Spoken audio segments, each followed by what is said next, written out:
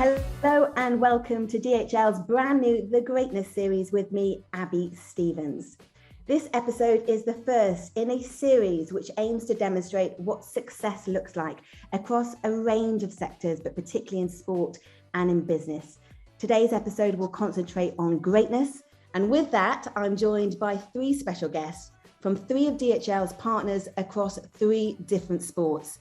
Each of their clubs have experienced great success over the last few years, and between them, they have a combined 5 IPL titles, an FA Cup, a Premier League title, a Community Shield, and Gallagher Premiership honours. So it's with great delight to introduce FA Cup winner, Premier League champion, current Leicester City and Denmark goalkeeper Kasper Schmeichel. Hi Kasper, how are you doing?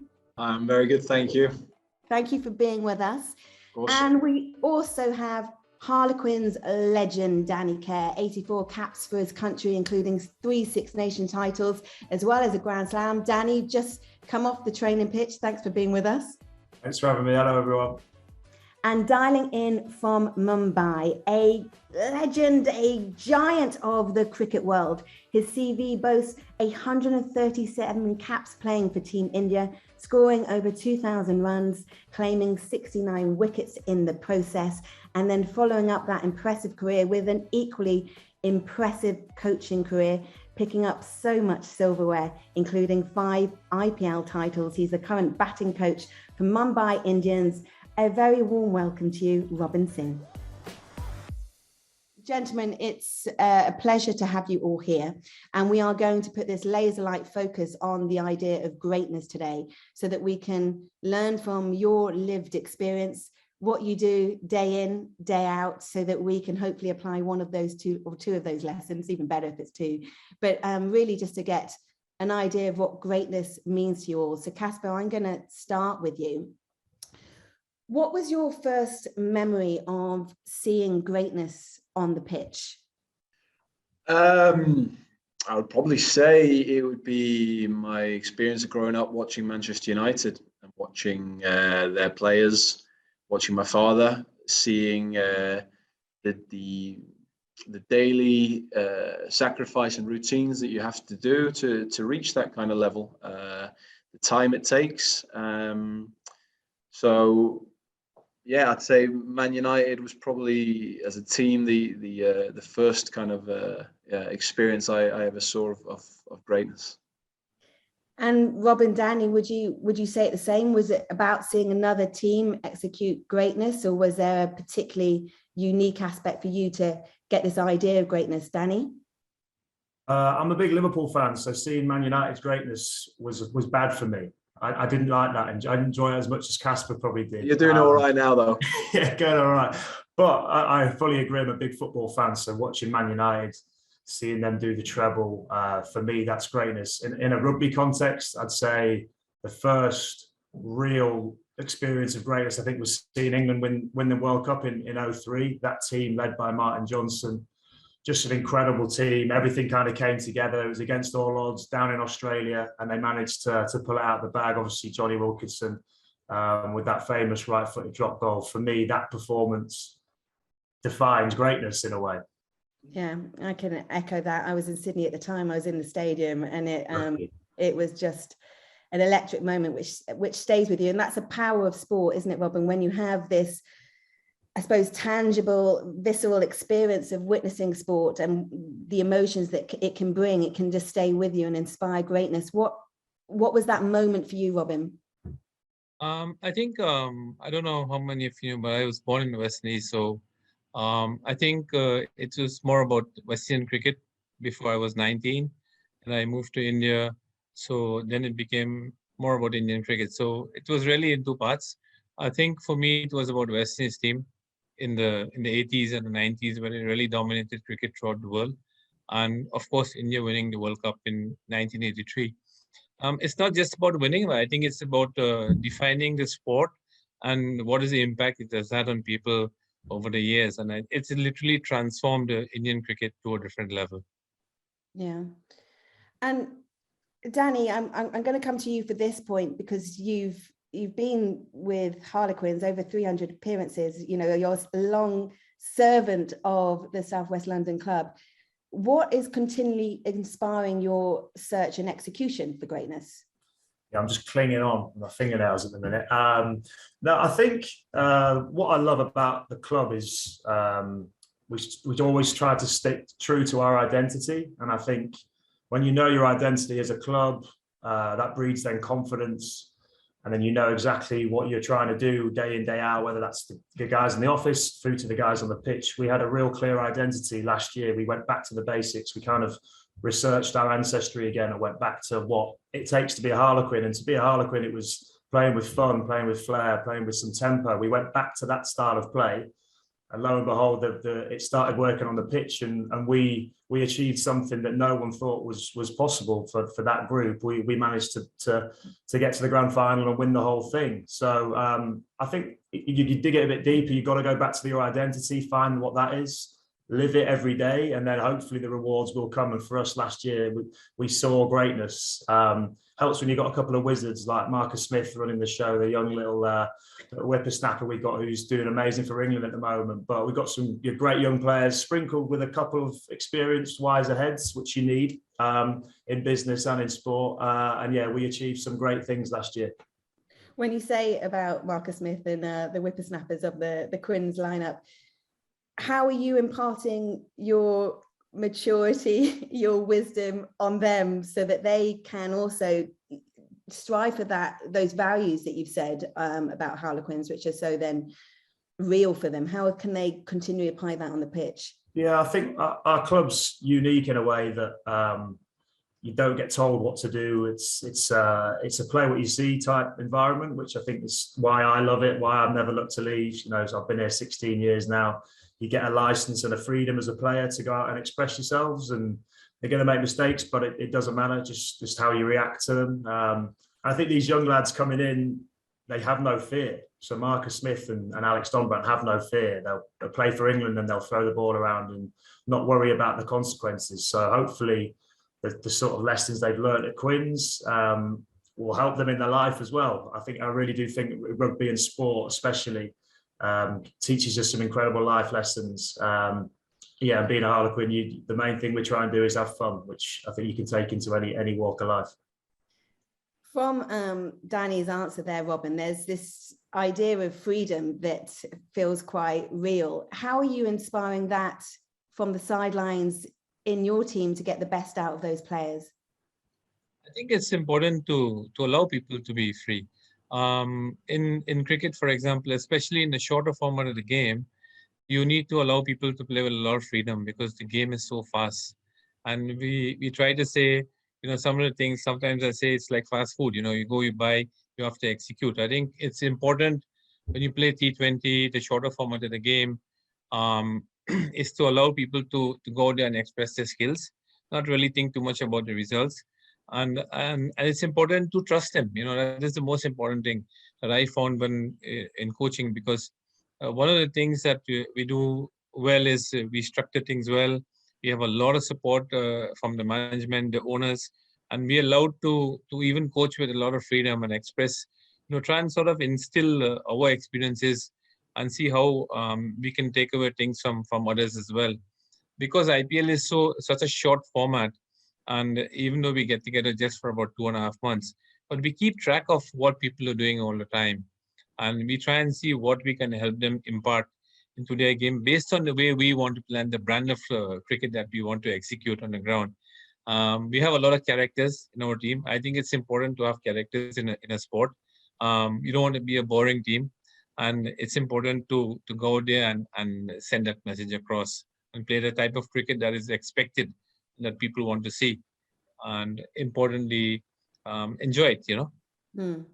And how are you instilling that trust in that team when you are coming together just for a short period of time? I think it's about making people understand what they're capable of.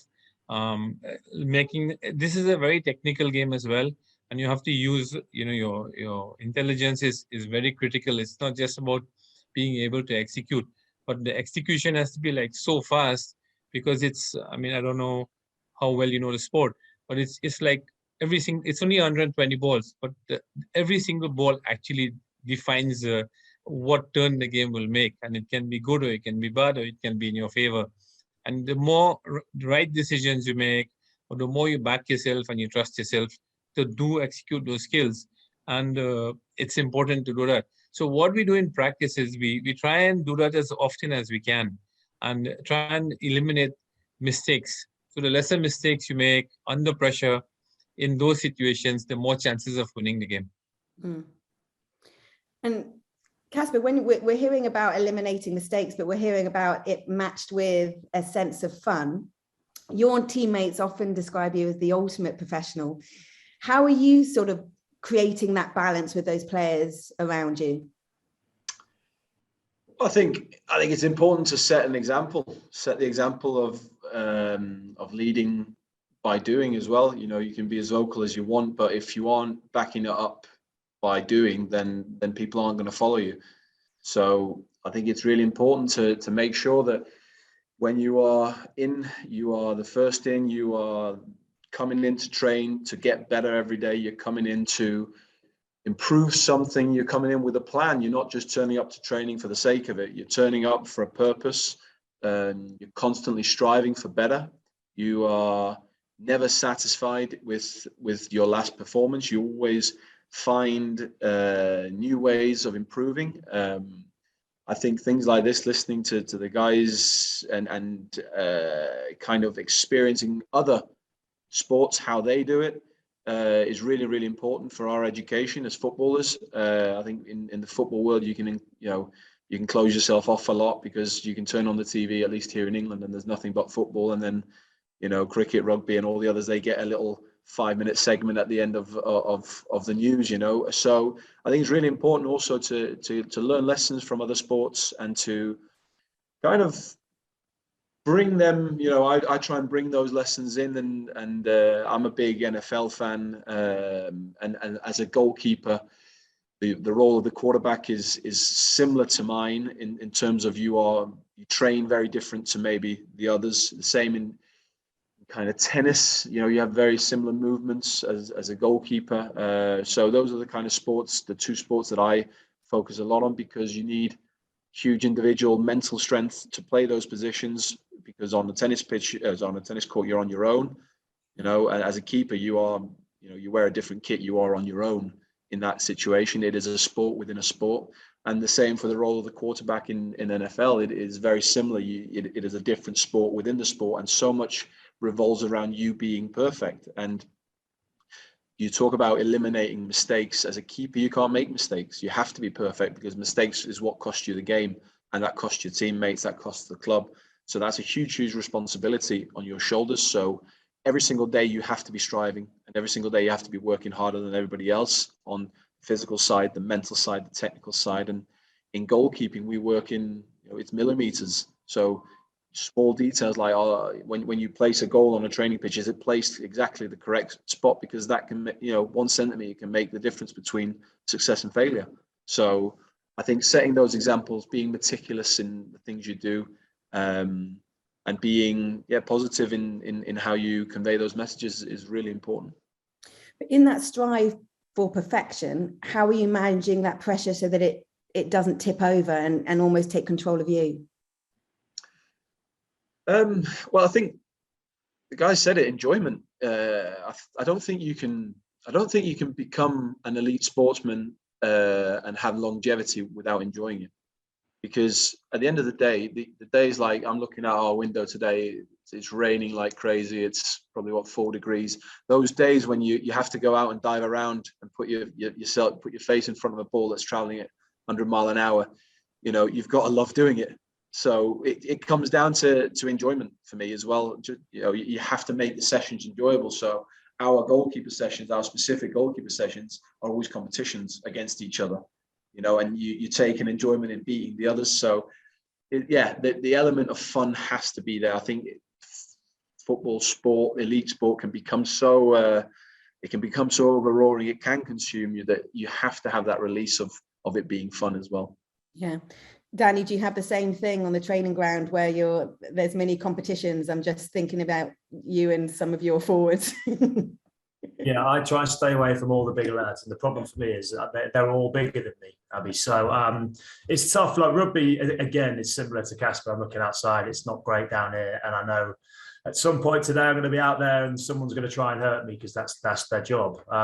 But look, I think we're three incredibly lucky people. We do a job that we love. It's hard to even call it a job. I get to throw a rugby ball around and take the mickey out of a load of lads all day and have fun. It's the best job in the world. I think it's very interesting hearing what the lads say, learning from different sports. Casper, I fully agree with that. Like I say, I'm a big football fan. But also what Robin said about trust. I think trust is absolutely key, that you've got that trust between the coaches and the players. We took that kind of to the extreme last year. Our head coach, they decided to make a change with our head coach halfway through the season. And the coaches, for the first time probably ever in my career, said, right, what do you lads need? What do you need to be successful? So we were like, oh, wow, okay, we'll try a few things here. So we took one of the days, we said, we don't need to train the day before a game. Don't need to do it. And they were like, oh, I don't know. Oh, no, okay, we'll do that. And we're like, all right, this is nice. So we took a whole training day out of the schedule, which people might say, you're lazy cutting corners. But for us, it was a day that we didn't need. If we were prepared in the week on a Thursday, you didn't need the Friday to be ready for the Saturday, So we took that out. The lads got the legs were fresher, and come to the weekend, boys were flying around, making bigger tackles. We were faster. We were running for longer distances, and those little things work. But that was only because the coaches listened to us and then trusted the fact that, and we as players, then you have a responsibility to perform. So on the weekend, there's that extra pressure on the players to be like, look, we've got it good here. We're training hard, but we're training for shorter periods of time, and we've got an extra day off. Let's not mess this up. Let's play well. And then we started playing well. We got on a roll, and then we were happier. And then it all kind of goes in a bit of a circle, and you keep going. I'm sure that the lads would say a similar thing. That momentum in sport is huge. Casper's season with Leicester, when they won the league, I turned into a Leicester City fan because I loved what they were all about. I used to play football with Jamie Vardy back in the day, so he was exactly the same at 14, 15 as he is now, which I'm great. I love seeing. But yeah, those sort of sporting miracles. I was fully a Leicester City fan that year. Yeah, I think everyone. It's like what you were saying about the 2003 Rugby World Cup. You remember where you are when that happens, and it creates a sense of community where it's beyond the club, it's beyond the sport. It just consumes you. Robin, to the point that Danny was making around giving the players the permission almost to stand up and say what they need to get the best out of them, is that something that you've worked with, because you coached a whole host of world famous cricketers?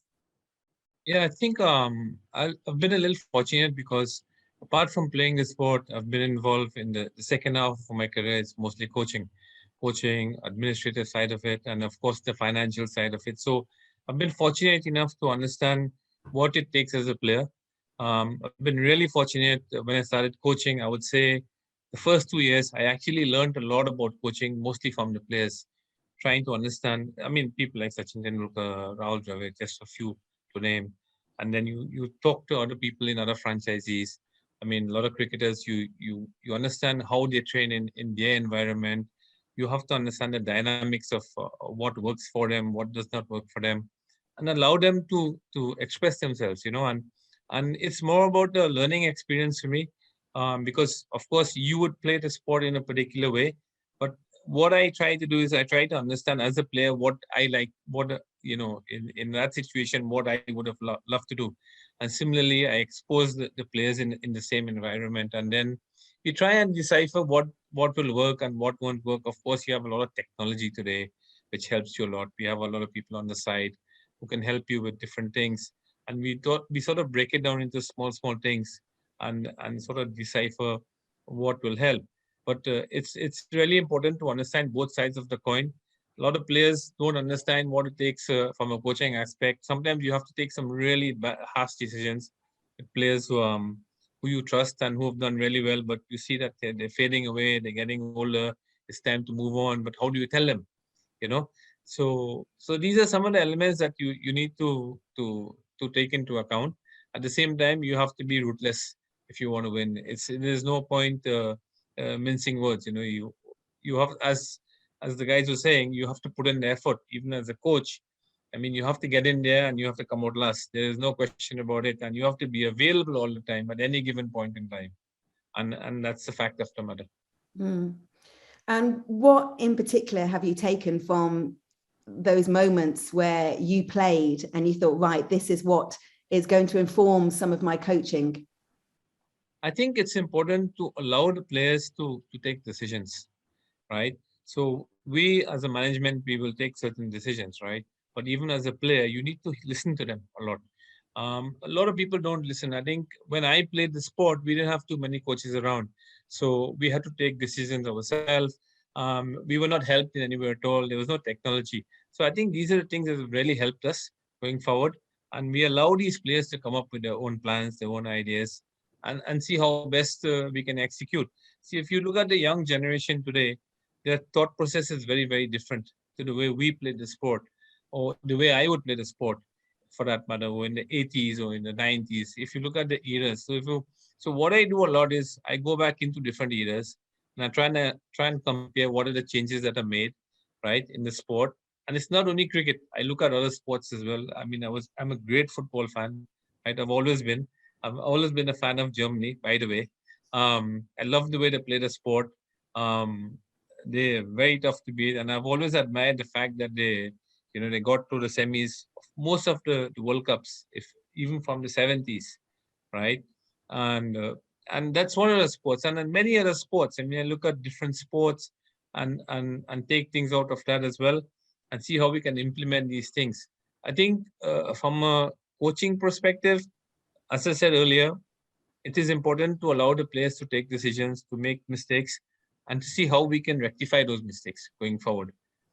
So, I mean, these are some of the lessons that you take. I mean, and you learn something every day. I mean, you listen to people and you hear them talk, and we listen to young kids, and the ideas are very, very different to the way you would want to execute things.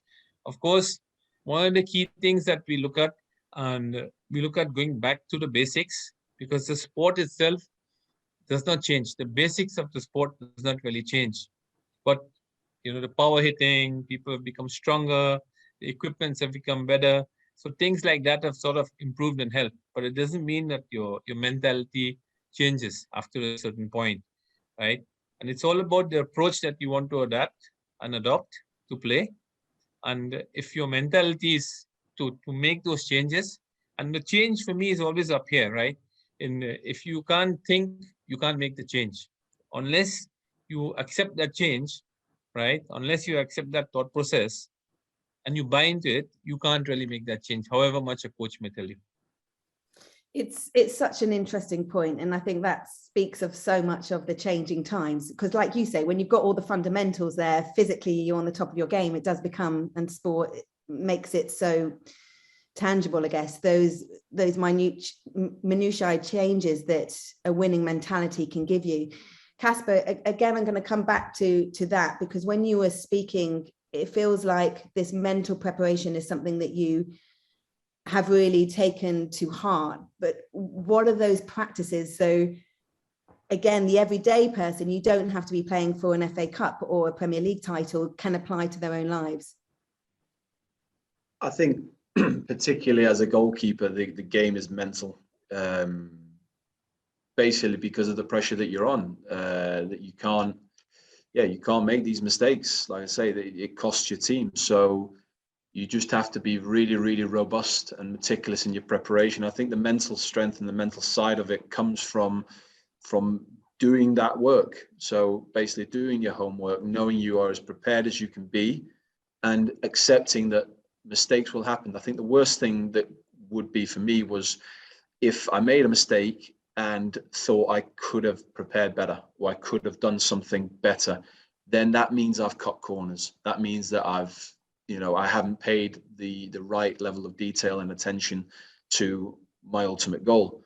So when I do make mistakes, I can look myself in the mirror and say, right, that happens, that's human, that's natural, but I've done everything to prepare for the eventuality. I've done everything to prepare that wouldn't happen, but you can't always avoid it.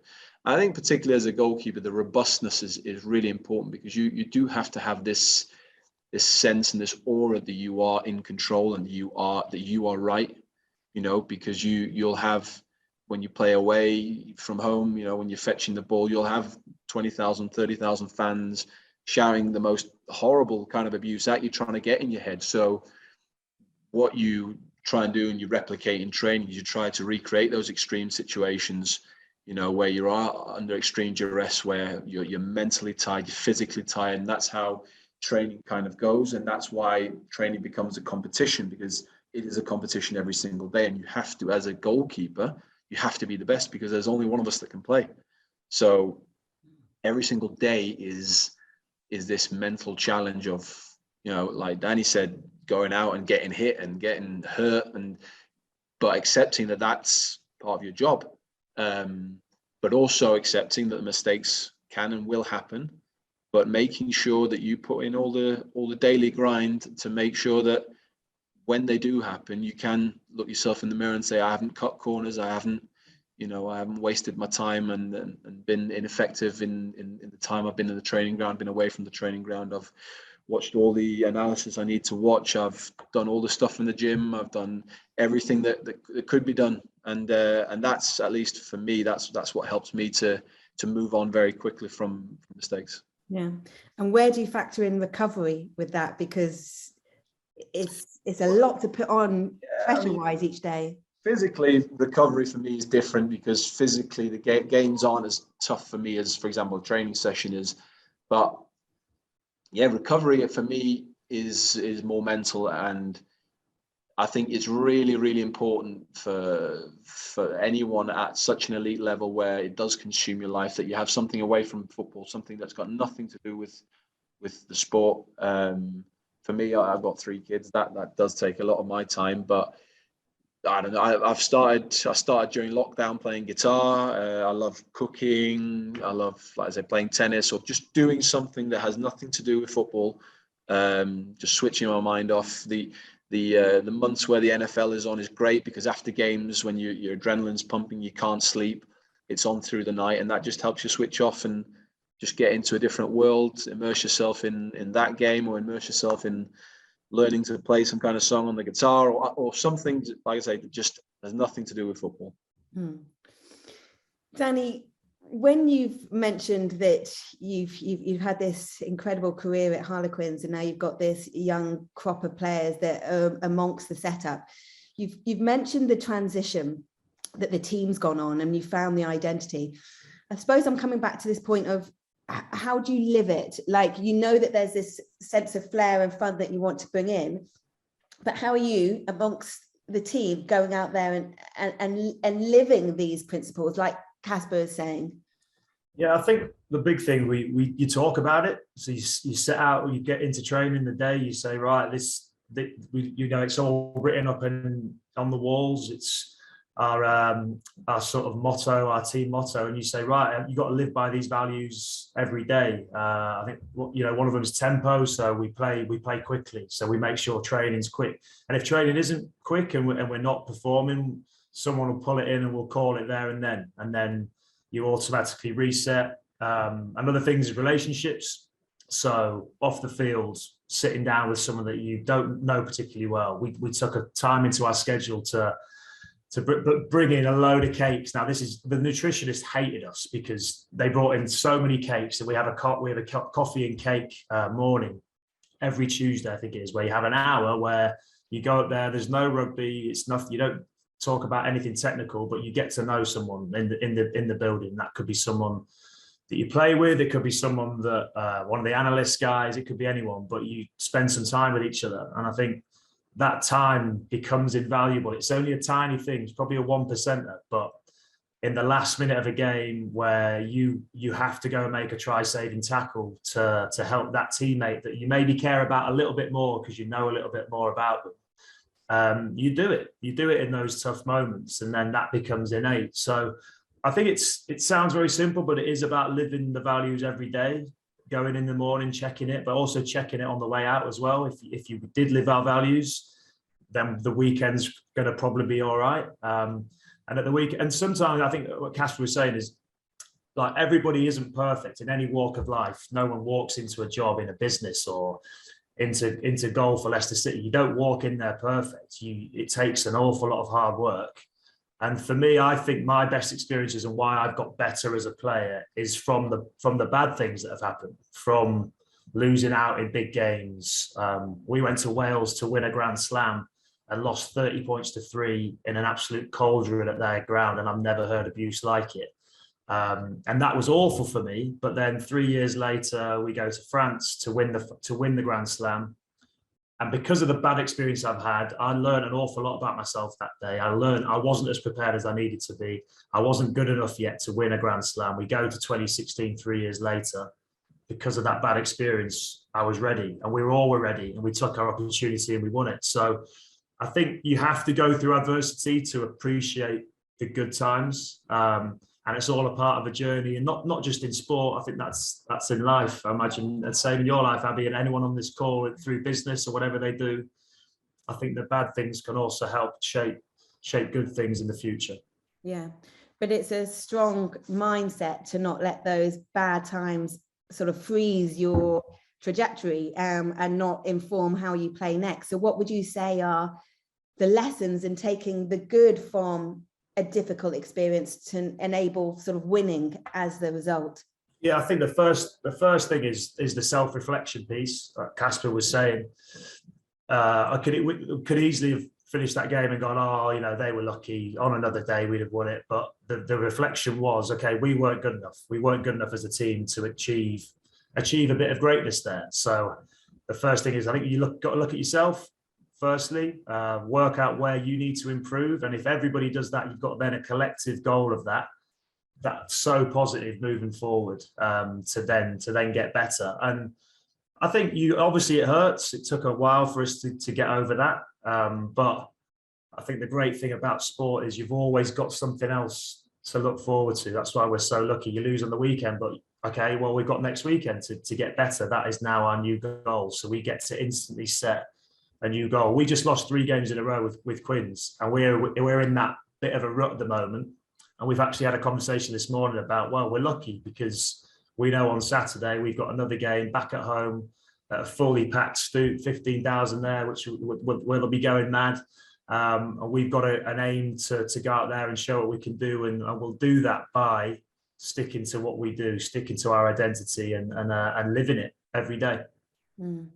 It's really interesting because the 3 partners of DHL here, there's lots of echoes of similar values. Danny, you've talked about this speed, and obviously that's one of DHL, as well as this passion and this can-do attitude. But what's really interesting is how you apply that individually when they're team sports as well. Robin, you've mentioned that you've got characters in Mumbai Indians and you want to protect those characters because sport, entertainment, we want those.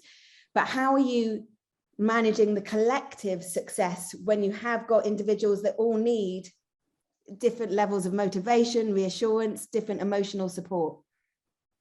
I think it's important for them to understand the role and why they're there. So we try to fulfill that when we select the squad. We have a few players who are really crucial to actually winning the games for us. And each individual in the team actually makes or plays a different role for us. And we have a lot of backup support for us as well. Naturally, you can't get 2 people who are the same. It's important to understand that. And I think with the guys who were saying that it's important for people to critically analyze themselves and to understand that, you know, whether they're good enough or not. I mean, this year we didn't even qualify, and we were probably tipped to win the tournament for a 3rd time, which was very, very rare. I honestly, as a coach, thought we should have won that with the sort of team that we had. We blew away everyone the previous year in IPL, and it was a no-brainer. I mean, I've played in a final, for example, and it didn't even look like a final, to be honest. So it's just like a walk in the park. So we had got to that sort of level, and then this year we didn't even qualify, to say the least. So you can't get very complacent. It's important to stay really grounded as a team and to understand that, hey, we are not just here as a team, but we represent many other things going forward. And I think it's important to also understand that the people who are behind the scenes, we tend to forget those things quite a lot, but they are the ones who actually keep us on track. And it's really to ensure that individuals understand what roles they need to play, and to play that to perfection, as we would say. Yeah. And Danny's mentioned the identity. What would you say are those kind of values that Mumbai Indians hold true to their heart when they go out on the pitch? Yeah, we want to play the sport aggressively, we want to play the sport honestly, and we want to play a brand of sport that is exciting, that people like to see. Of course, for us, it's about representing Mumbai. And I always say that, whichever team you play for, it becomes the team. It hardly matters whether you're playing for India or not. And your teammates around you are really critical. And that's what really makes the team special. So it's important to understand exactly what you want to achieve going forward. And I think identify that and go with the flow. And you mentioned about eliciting freedom on the pitch, but there seems to be a freedom of which you coach with, and you revert expectations, and often some of those standout players are uncapped players. So how do you find the bravery in you to trust what those instincts are? I think when we identify those players, we identify their skill sets, right? How good they are. Potentially, we would look at them for 10 years. We don't look at someone for a year or so. So we think very long term. We don't think very short term. And it is a process. And you have to follow the process. You can't shortchange the process, as one would say. Maybe you'll have a great game, but you find that you get found out very fast, and you have to teach and guide people through those years to ensure that they sort of take on the role of somebody else. We try to sort of get someone, say, pair up with someone who's similar to them, so that they understand, what are the ups and downs of the sport, and you learn and you try and get better and better every year. So every year we try to improve on that. If we feel players don't fit into our setup, we sort of try and fill those gaps as well. And you find that it takes you about 2 or 3 years to really build a really strong side, get the brand of cricket that you want. And then you start trusting those people to really, really, not just trusting, but you're giving them the mantle to really deliver. And see, expectations are always there, right? If people say that there's pressure, I think pressure is part of the deal, right? When you pay the big bucks, you are supposed to perform. So I think it's important to focus on what your role is and what your skills are, and try and go out there and execute that. And some people can handle it well, some people can't, but it's important not to get distracted, if I may say so. Yeah. There seems to be this idea of relationships as well, Casper, that is so important to getting the best out of the team. Do you have Tuesday morning coffee and cake at Leicester City? We don't. We probably in time probably more had a beer together after games and things like that. And it's probably quite an unconventional thing when you think of elite sport, but sitting down having a beer together and actually just getting a little bit looser and chatting, that's when you get to know people. And like Danny said, it's such a massive part of team sport is knowing what the individual that's next to you or in front of you is going through, because whatever that person is going through or who they are or their story, it's going to affect what they are and who they are on the pitch and how they're playing. It's no good me, getting onto someone's back for not performing if I don't know that he's having a tough time at home or he's having a tough time with whatever. Then as a leader, you need to know these things. You need to know the people around you, and you gotta treat people according to that. And that's why the moments, particularly after games when emotions are high and you get calmed down and you just sit down and you talk as humans. That's so important to have that human element in sport, because, like I said before, it can become overpowering, overroaring to be in this environment where you have to be this certain person, or you have to win every single game you go into. And sport in general, I can only obviously speak from football by playing it, but it gives you these incredible highs and it also gives you these incredible lows. And chances are that in an average career, you'll probably have more lows than you will highs. So knowing the person next to you is vitally important for going that extra yard for them, or like Danny said, to go and make that tackle. And yeah, having those characters, like Robin said, is so important in a dressing room, because no team, I think, has ever succeeded if everyone's the same. Everyone brings something different to the dressing room. You'll have your very serious guys. You'll have your jokers who lighten the mood. You'll have lots of different types of people within there. I think it's important to mix that, and you'll have your defenders who are a certain way, and you'll have the flair players who are a certain way. And I think sport would be really boring without the different types of personalities. And as a captain, how have you developed those leadership traits? Because I can remember someone said to me, and it was such a powerful thing about a leader not being a leadership, not being a noun, but being a verb, and that needs something that is also worked on. So what has informed your leadership? You've talked about role modeling, but what else have you sort of developed as a coach, as a captain, as a leader? I think you're completely right in leadership being a verb and not a noun.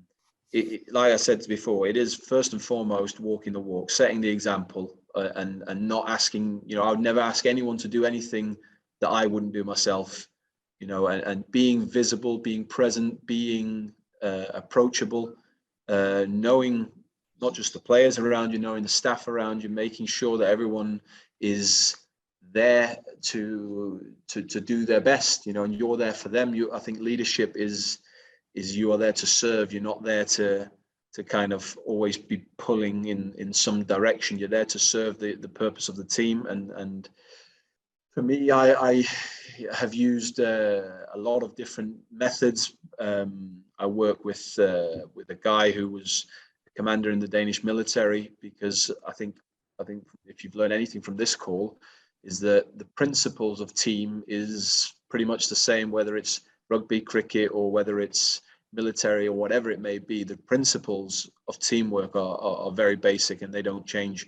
And I met this guy, he's called Kim Christensen. He's written an incredible book called Follow Me, which I can recommend to anybody. And I basically heard him talk once he came and spoke to our national team, and the way he spoke and the things he was saying gave me chills, and it was kind of like, wow, this is the kind of leader I want to be.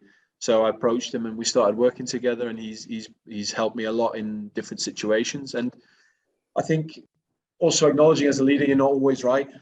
You do things with the best intentions, but you're not always right, and you have to take on board certain situations where you could do things different. And that's where having someone like him watching you and evaluating you and advising you from a different perspective than a football coach, for example, actually just looking at me as a leader, not looking at me as a goalkeeper or a football player, and particularly looking at my body language, the messages that I convey in interviews, and these kind of things are all vital, because you are, not just as a footballer but as a leader, you are judged all the time, and anything you do on and off the pitch, and particularly in the world of social media, will be seen.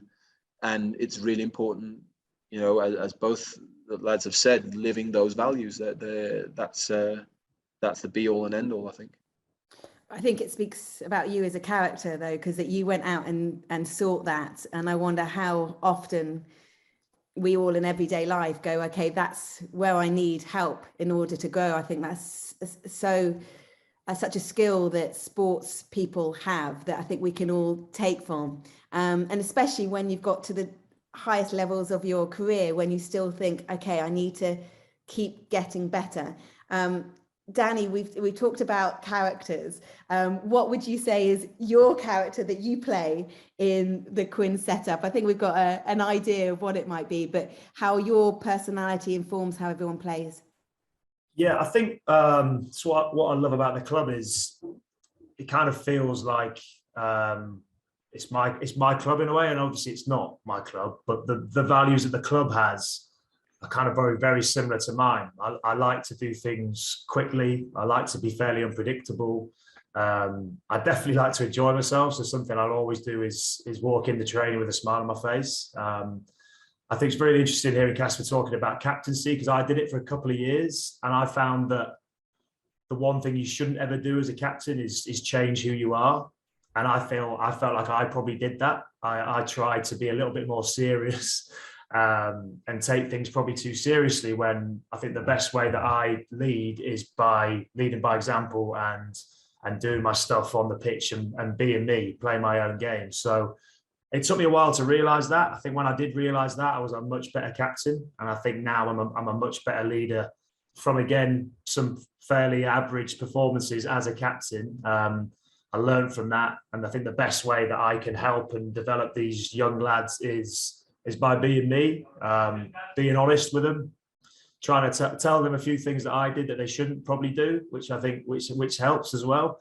But I think the main thing for me is of a captaincy or as a leader is staying true to yourself. I think knowing what you're good at, doing that.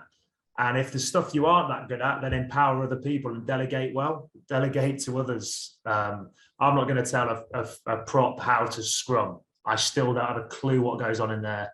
I'm 20 years into the game. I have no idea when I put that ball in what's happening, but I just try and get it out. So I would never tell Joe Marler. I did have Joe Marler in mind when you say that. I've tried a couple of times and I've been punched for it, so I won't do that again. So I think stay in your lane, know what you're good at, and lead in that way. Oh, it's such a, there's so many kind of mantras that we can take from this session, but play your own game feels a real strong one. Robin, from what the others have said about how they've developed their own signature style, what would you say if someone was going, okay, what kind of coach is Robin Singh? Give us an idea. What are your absolute fundamentals, your Robin USP? I think it's important, as I said earlier, to allow people to execute based on the skill sets that they have. I like to look a lot at the basics of anything, right? And then from there, you build around that. And of course, let people play the role, as we said. And I always use the word character because it forms a different style of playing. I don't like to follow people's style. I'm very innovative in my thinking, and I'm very open to criticism and comments, and I'm ready to try anything, you know.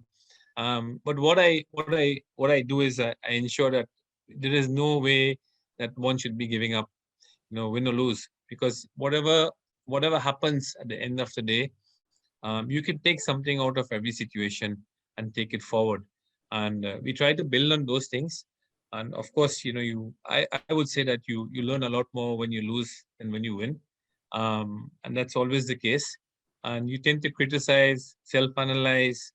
And I'm someone who, as I said, I like people to put in the work. You know, I mean, if I'm not satisfied with something happening, or we've not finished a particular assignment or job or training, for that matter, we tend to push it. So if I say it's 2 hours, we might end up doing 4 hours. So there is no time limit to anything till we are satisfied, mentally satisfied that we can go out there and execute. And that's the way I operate. And you know, as Casper was saying earlier, I'm someone who is known to be quite a taskmaster, in the sense that I'll get there first and I'll end up last, and I'll do as much as anybody else. I try to do that as well today, so that no one can really point a finger and say the coach is asking me to do this and he's not doing it, right? So that sort of stuff. But at the end of the day, as I said, along the way, you have to enjoy yourself. It's really important to enjoy yourself and to take that forward. It's one thing that I think this sport does really well that I think we can also learn from. You've all said it in various ways, but that direct language, Robin, you said that, you know, there's times where you have to be ruthless. And I think, especially from maybe a British culture, perhaps, but we don't always say exactly what is going to enable each of us and the others to get the job done and to get the best out of. Casper, you're smiling. What would you add to that? I think you're very correct in the British culture of not saying what you think. I think there's a lot of politeness. And to be honest, from my experience, to be honest, like rip the bandage off. If it hurts, it hurts. But I'd much rather have a coach or a teammate tell me their honest opinion than skirt around the issue. There's nothing worse than being, and being stringed along. I've had coaches before where I haven't played or whatever, and they keep saying the same. Oh no, it's all right, you're doing well, blah blah. Tell me what I'm not doing well then. Tell me exactly what you need from me, and I will. Then at least I have something to work with. Then I can go and work harder, or I can work on that individual specific thing. But just be honest. I think skirting around the issue and the subject, that's weak leadership. That's just you're just scared of the truth. And I think at the end of the day, players appreciate the truth. And if I'm not good enough, then I'm not good enough in your opinion. But at least that gives me something to work with.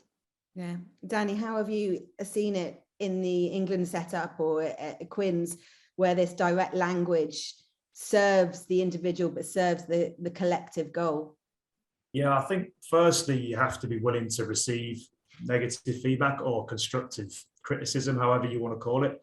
I fully agree with Casper and Robin that all you want as a player is honesty. You'd want tangible things that you could go and work on if you're not getting picked. I've been in a very similar boat to Casper before. I mean, I've been dropped more times than anything from the England squad. And some of the excuses I've had before have been interesting. So, but all you want as a player is you want to know, well, why?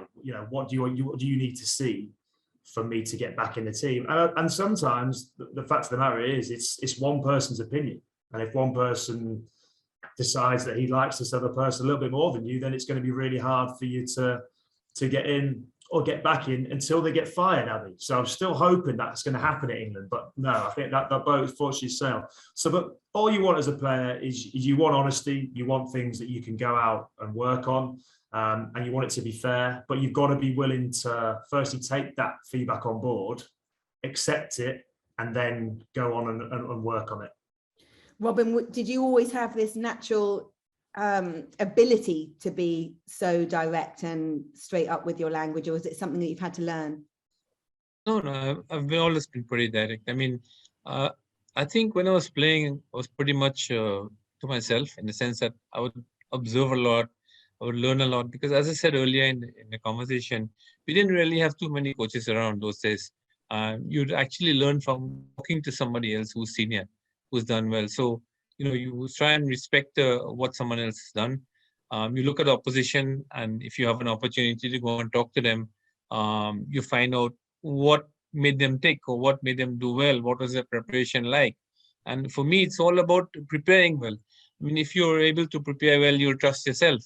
And as the guy said earlier, I mean, you have to be honest as a coach. You have to tell people point blank, look, this is the way it is. And if you're not honest with yourself, I don't think you can move forward, to be honest. You're fooling yourself. And similarly with coaching, because as I said in the first part of this conversation, to me, the biggest thing when I coach is about gaining the trust of a player, right? Because we don't really meet the same people all the time. I deal with different teams, different people, different characters, different personalities, different organizations. And it's important to be honest about what you want to do. And if you have an honest game plan and this is how it's going to pan out, this is what you want it to pan out like, you have to work towards that. So I think players appreciate that, really appreciate that. I mean, I was someone who, I wouldn't go into it, but I was told when I was playing, right? I remember when I came back into the side, I don't want to quote or call the name of the player, the coach at that time. That will be my last game. And I didn't appreciate that at that time because I just got back into the side. But actually, it sort of triggered something in me, and I think that game, it literally transformed my cricket from being at one level to a level where my confidence level never actually fell after that. And I actually indirectly thanked the guy for it without realizing, from a player's perspective, that even though he said it, and it was said in a way where it was not really directed at me, but it was directed as other individuals because he could not actually speak about it. But we became the scapegoat for the conversation. And it really helped me going forward. And I always remember that as something that it really actually sort of sparked me up to actually taking my cricket to a really different level after that. It's so interesting because I always thought, right, you learn from success, and you do, but all of you have spoken about those what could have been pain moments that have sparked something quite extraordinary as a result. And as we close today's session, come back to you, Casper. And actually similar to Danny, you've both been stalwarts of a side. What would you say? And I know that Leicester's also having a tough run of things at the moment, but what would you say is the hallmark of Leicester City that, like Danny, you've kept being this long-standing servant of a club that represents something really quite incredible?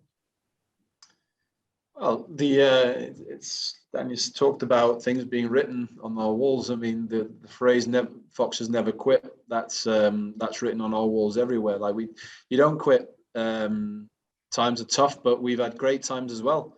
So, yeah, tough times don't last. Tough people do. So at the end of the day, if you are trusting the process and you are buying into the process, and every single day you can leave the training ground, looking yourself in the mirror and say, I've done everything I can today, then at some point it will turn. But it's inevitable I've been here 11 years that you will go through periods. I can probably only think of 3 periods, this being one of them in 11 years, where things haven't really gone well, but we are working as hard as ever, and it will turn at some point. History tells you that, and I think the only way to get out of difficult spots like that is to work your way out of it. Yeah. So as we get sort of the concluding thoughts from you all, Casper, what would you sort of summarize, if there's anything that Robin and Danny have shared as well, that go, right, this is what epitomizes greatness, and this is perhaps the 1 or 2 things that I can offer the viewers of this episode today? I think what epitomizes greatness is longevity, being able to sustain a level for so long, being in a club for 11 years, Danny's been 16 years, being able to play and maintain that hunger and that desire. And at the end of the day, it comes back to what we talked about before, love doing it. If you love doing it, then you're going to keep doing it. You wouldn't be able to play in this game for so long and have the careers that we've had if you didn't love doing what you're doing, because it's just too challenging, it's too tough, and you would end up skipping steps and you'd end up, quitting in the end. So for me, I've always said getting to where I wanted to get to was the easy bit. Staying there, maintaining it, and keep progressing, keeping that hunger. That's the real difficult bit, because you learn from failures, and because of failures they teach you a lot about yourselves. But for me, probably even more, the successes teach you even more, because once you've reached the summit, once you've reached your goal, how do you reset? You have to reset and go again. For me, winning trophies, winning things, that ignited the passion even more, because that feeling now is bigger than ever. And getting to my age, you realize that the time does start running out. I still feel I've got long left, but the feeling of wanting to win has never been bigger than it is now, because I know what it is to win. And when you have tried those experiences, you just want more. And that's not always a common trait, because sometimes people reach their potential, they reach the top and they enjoy the view. You can't do that if you want to have longevity. So for me, greatness is doing things for a long period of time. Brilliant. Danny, what would you add? Yeah, I agree with everything Casper says. I was very lucky I won the league with Harlequins when I was 24, so a long time ago, 11 years ago. And we were probably similar. We thought, oh, this is amazing. And it was the best moment of my life, doing it with my best mates. But then you kind of, it's not arrogance, but you go, oh, well, we could do that again. But I think the difference between being a champion and staying a champion is huge. And we're finding that this year, because you suddenly become, the narrative changes, you become the hunted, and we're the hunted this year. Everybody wants to beat us. I'm sure the year after Casper won, everybody wants to beat Leicester. The same with Robin. After you win an IPL, everybody wants to beat you, because if they beat you, well, they're pretty good, because they've beaten the champions. So the tag changes. You have to work with that. You have to work on that mindset. You're now being chased. You're not the chaser anymore. And for us, we're probably struggling with that a little bit this year, if I'm honest. But it's something that then you go, well, how do we get out of this? How do we get a win? And for me, it's sticking to what you believe, sticking to your identity. And the one thing you have to be is you have to be honest. You have to work incredibly hard. You have to stick to what you're doing, and you have to enjoy it. And that's the kind of values that we have. And I hope that this weekend we can get a win that will just ignite us again. Because the back end of the season last year, we were out of it, completely out of it, and then we snuck our way in. And then for me, had the greatest moment of my rugby life was lifting that trophy at Twickenham with my family there, which I didn't have kids then, but I had kids. I had kids on the pitch this time, lifting a trophy with my best mates. I want that feeling again. So I think it's contagious. You want it more and more. It's like an addiction. You want to win. I want to lift a trophy, and I want to see my best mates having the time of our lives for 3 or 4 days, which we did. I want to do that again. So that's my motivation. Great stuff. And Robin, then the concluding thoughts from you. Well, I think the guy summed it up really well. I think Danny actually took a lot of words out of my mouth here. But, at the end of the day, with Bombay Indians, I've been with them now for more than 12 years. And we've literally set the tone of the way IPL should be played, or T20 cricket. It's probably one of the best teams, franchise teams in the world at this point in time. And I remember when I joined in 2010, the owner said, we need to be the next Manchester United of cricket going forward in 20 years' time. And I think we've achieved a huge amount of that going forward.